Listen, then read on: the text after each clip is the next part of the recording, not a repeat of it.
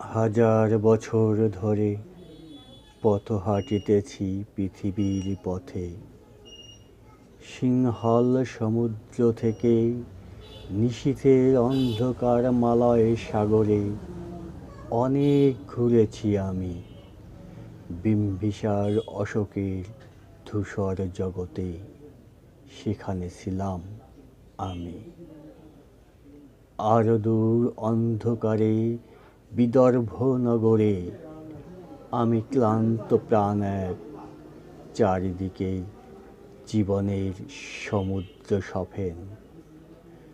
আমারে দুদণ্ড শান্তি দিয়েছিল নাটোরের বনলতা সেন।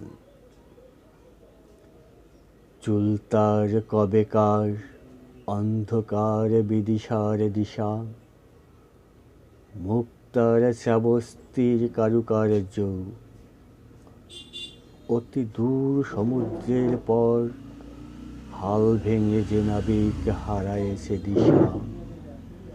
সবুজ ঘাসের দেশ যখন সে চোখে দেখে দারুচিনি দ্বীপের ভিতর, তেমনি দেখেছি তারে অন্ধকারে।